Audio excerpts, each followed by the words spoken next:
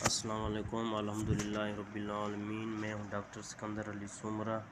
آج میں آپ کو بتاؤں گا کہ ملیریا بخار کیا ہے اور کیا خطرناک بیماری ہے۔ سب سے پہلے میرے یوٹیوب چینل ڈاکٹر سکندر علی سومرہ کو سبسکرائب کریں اور گھنٹی کے نشان کو دبا دیں اور میرے فیس بک پیج کو فالو کریں۔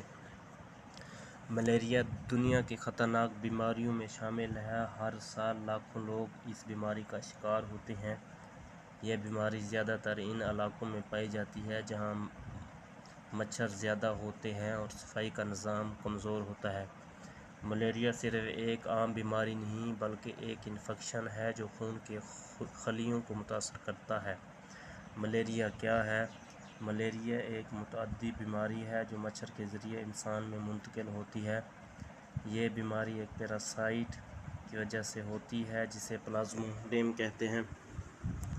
جب متاثرہ مچھر انسان کو کاٹتا ہے تو یہ جراثیم انسان کے خون میں داخل ہو جاتے ہیں اور پھر جگر اور خون کے سرخ خلیوں پر حملہ کرتے ہیں۔ ملیریا کیسے پھیلتا ہے؟ ملیریا عام طور پر مادہ اینوفیلس مچھر کے کاٹنے سے پھیلتا ہے۔ مچھر کسی ملیریا کے مریض کو کاٹتا ہے۔ مچھر کے جسم میں ملیریا کے جراثیم داخل ہو جاتے ہیں۔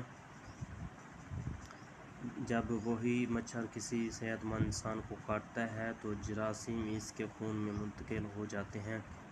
بعض اوقات ملیریا خون کی منتقلی یا حاملہ ماں سے بچے میں بھی منتقل ہو سکتا ہے۔ ملیریا کی جراثیم کی اقسام۔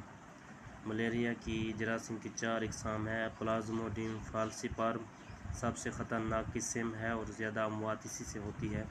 نمبر 2 پلازموڈیم ویویکس، یہ زیادہ عام ہے اور بار بار بخار کا سبب بنتا ہے۔ پلازموڈیم ملیریائی۔ Number 4 Plasmodium ovale. ملیریا کی علامات۔ ملیریا کی علامات عام طور پر مچھر کے کاٹنے کے 10 سے 15 دن ظاہر ہوتی ہیں۔ اہم علامات: تیز بخار ہونا، شدید سردی اور کپکپی ہونا، پسینے کا آنا، سر درد رہنا، جسم میں درد رہنا، تھکن اور کمزوری ہونا، معطلی اور الٹی کا آنا، بھوک کم لگنا، کچھ مریضوں میں آنکھوں کا پیلا ہونا، سانس میں دشواری ہونا، بے ہوشی ہونا۔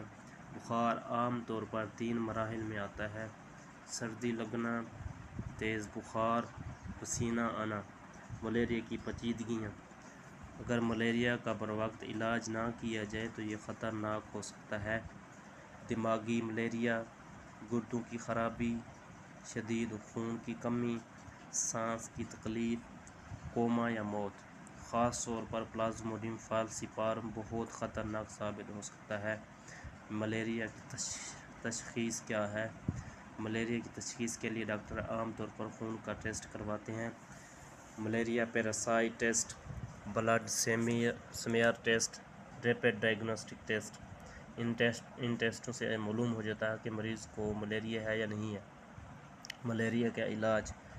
ملیریا کا علاج مختلف دواؤں سے کیا جاتا ہے۔ عام طور پر دوائیں استعمال ہونے والی دوائیں: کلوروکوئین، آرٹیمیٹر، لومیفنٹرین، پریماکوئین۔ ڈاکٹر مریض کی حالت کے مطابق دوا تجویز کرتے ہیں۔ بعض شدید مریض کو ہسپتال میں داخل کرنا پڑتا ہے۔ ملیریا سے بچاؤ۔